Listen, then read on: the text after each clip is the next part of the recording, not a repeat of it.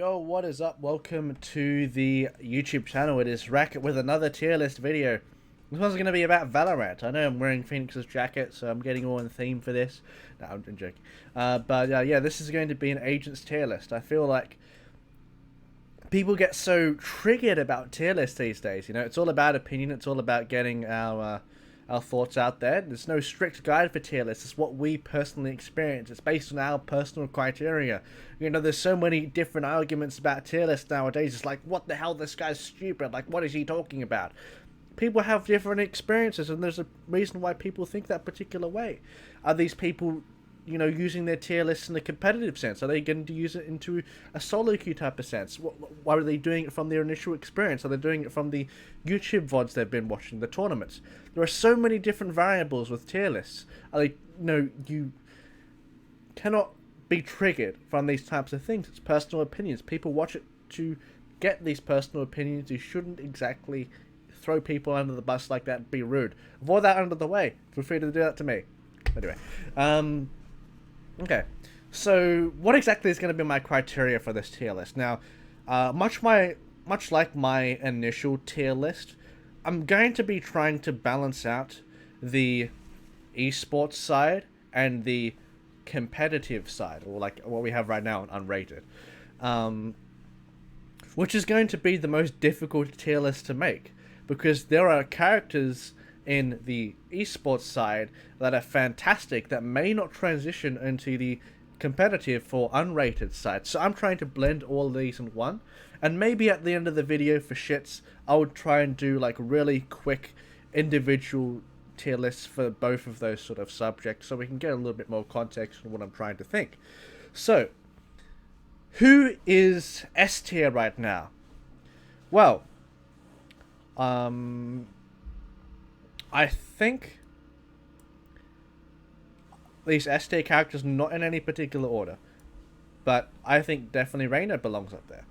Now, the downside with Reyna is that she doesn't have the most utility in the game. She has 2 flashbangs, you know, Phoenix has an additional wall with that, and a molly.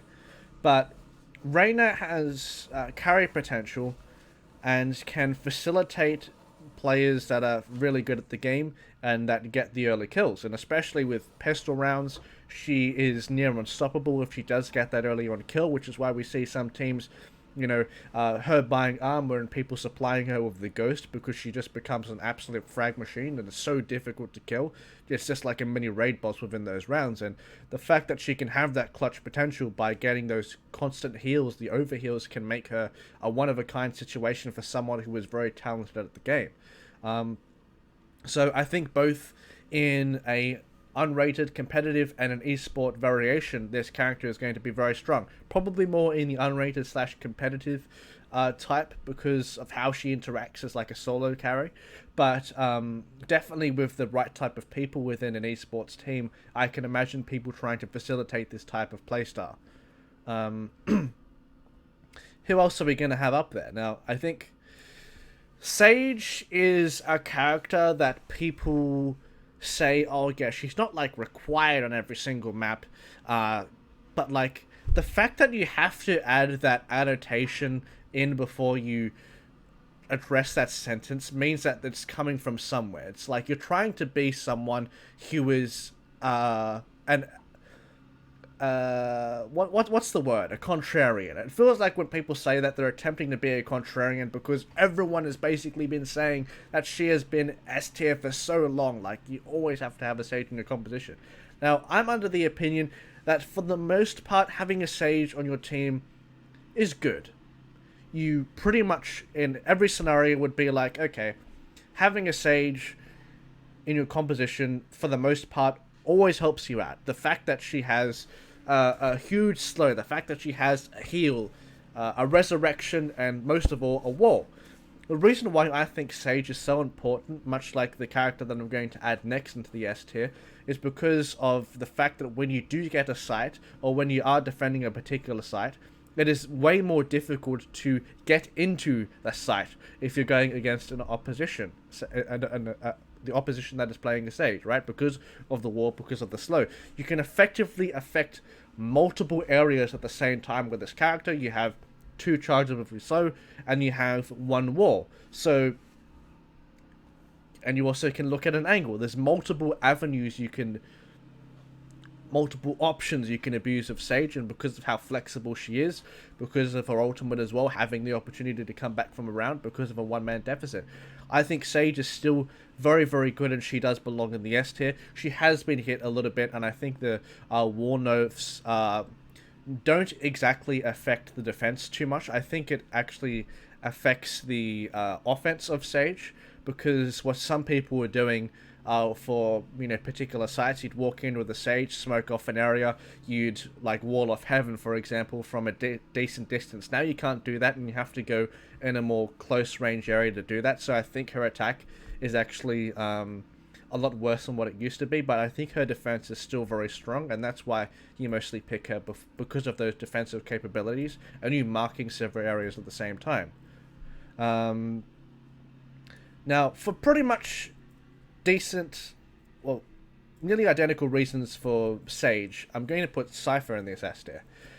3 of these characters, this character is much more different than both of these characters. These characters are very, very defensive in what they want to achieve. The key thing is with Cypher, and I forgot to mention with Sage, I think she is good in both an unrated and esports type of sense. Same with Cypher, because in an different parts of his kit work better in the esports and the unrated environment. I'll give you an example. In a more chaos style environment, in your unrated or ranked match, his traps are going to be a lot more valuable because people are going to be less coordinated. So you can get free picks off that, especially when you have access to a side on defense. In the aspect of esports, his information with the camera is going to be absolutely unrivaled, especially with certain spots. Cypher is a character that once he gets an anchor down onto a side, it's very difficult to approach because, much like Sage, there are different abilities you can use to manipulate the way that the entry is done. You can effectively change the way that your opponent is approaching the side because of the way that his kit interacts with defending it. Cypher is obviously not as strong as he is on defense where he is on attack, but he still is formidable if you do gain access to the point, and he does give information with the camera. Once again, a fantastic ultimate as well that gives you information, which is great for both aspects. And this character, it does belong in S tier because how overwhelmingly strong he is for the anchor position, and he fills that slot extremely well. Now, this is where things become a little bit more trivial for me, okay? In fact, I may be adjusting these tiers on the fly. I think I'm going to change this to S+, and then I'm going to be going like this, B, D, okay. I think these are... This is becoming more difficult, fellas. Yeah. I'm going to put Brimstone up here. I think for certain maps, it is difficult to not run a Brimstone. I think having his smokes and having his ultimate are the 2 reasons why you'd want to play this guy. Of course, his stim beacon's quite useful when you want to spray through a smoke or like break doors at the garage or whatever. But the fact that he has multiple smokes where you can use from afar is always going to be important, and his ultimate is very good for zoning control. He's just a character that suits a role within a team, and you're always going to need a Brimstone or an Omen for that particular role. Now, these characters are quite similar in what they want to achieve. It's just they're different variants of themselves. I think Brimstone is more of a defensive type character, while I think Omen is more of an offensive type character. And Omen does have the addition of a blind and the ultimate and the potential to flank. Brimstone, on the other hand, has Molly and an ultimate to choke people off and effectively cancel out a push or get someone who is staying in one particular spot. So these characters are quite similar in what they want to achieve, and I think are both used in their particular role as like a control or to try and smoke an area off. It's just people have different types of preferences and what they want to go for, a more defensive or offensive type of playstyle. And I think both of these characters are fantastic at what they do.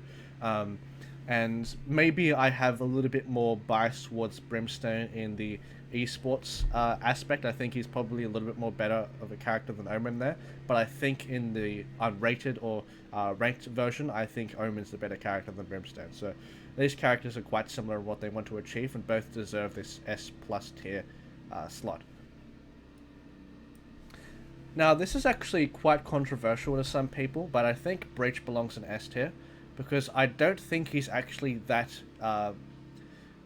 broken in unrated / ranked, because he can be a detriment to your team sometimes, because it requires coordination in order to set up a lot of what you want to do.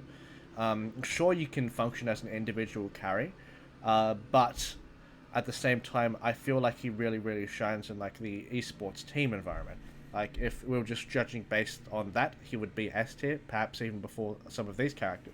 But I think in that particular scenario, Breach, he's the best flashbanger in the game. He's very good at entering, and when you know information about people, Breach is absolutely fantastic. But I think in certain situations, he can sometimes neuter in solo queue. That's my only reasoning behind that. He's not as flexible as what the other people are in the S+ tier, but he is the best flashbanger in the game by far, which is why he's going to be the only one in S tier, okay? That's my logic behind it, okay? So don't get too mad. With A tier, we're going to have Raze. Raze is a character that you always have to respect. A character that in a 1v1 scenario is really, really hard to deal with because of the rocket and the drone. I forgot what it's called. The boom bot. There we go, the boom bot. So you always have to respect Raze, and the fact that she can maneuver on different objects as well with the satchel charges is always quite good. I think a lot of people's opinions have changed on her the more like we've known and developed our understanding of the game. But she's always going to be a strong character, and I think having her on your team won't neuter anything. She's quite good in the esports and the unrated or competitive aspect too.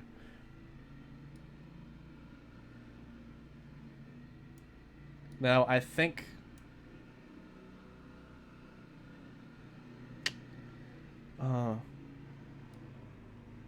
okay, this is actually where things become a lot more difficult.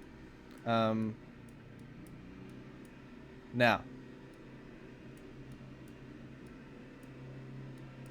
Okay.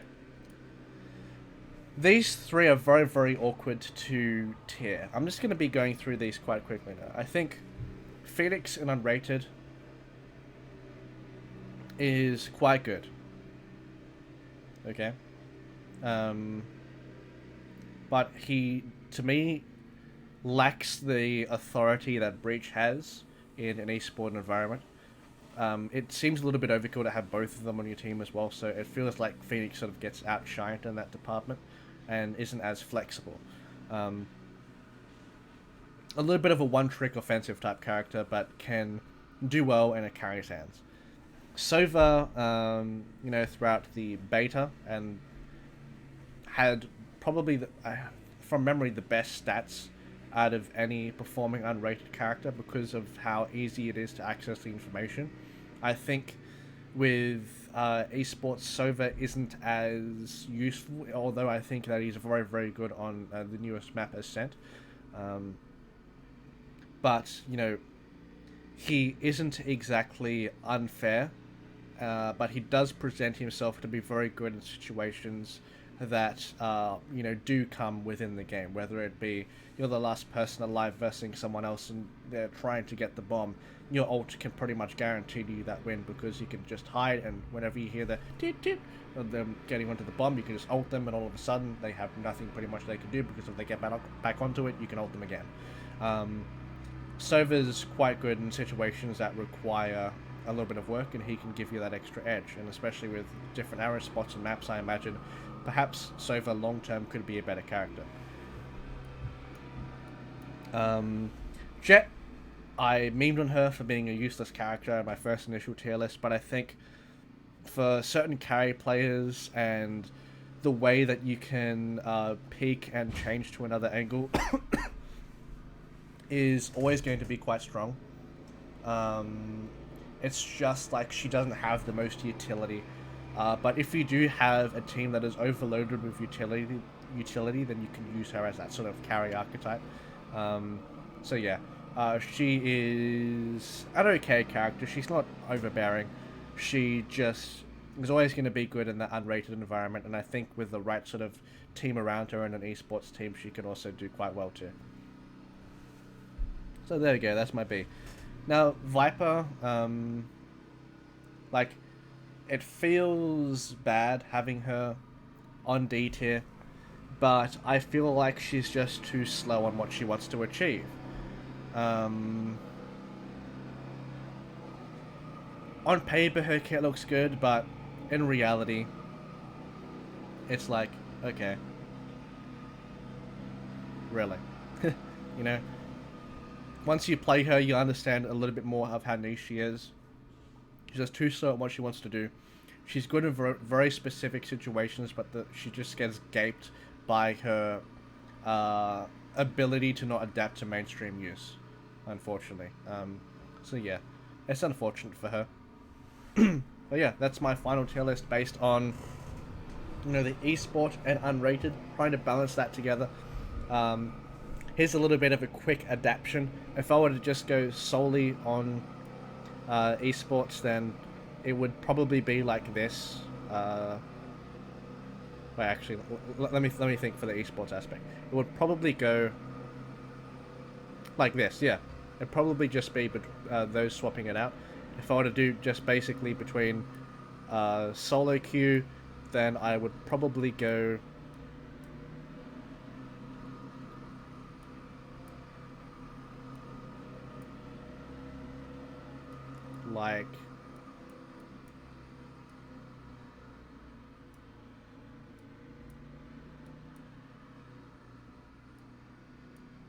like this. I don't feel like solo queue is as clear cut. A lot of the characters feel good when you're playing unrated. It's just, well, actually, I'll put Viper in B, right? You know. But anyway, those are like my quick adaptations there. Whatever. Have a good one, fellas. That was a quick tier list. If you enjoyed this type of content, let me know. Take care, everyone. Goodbye.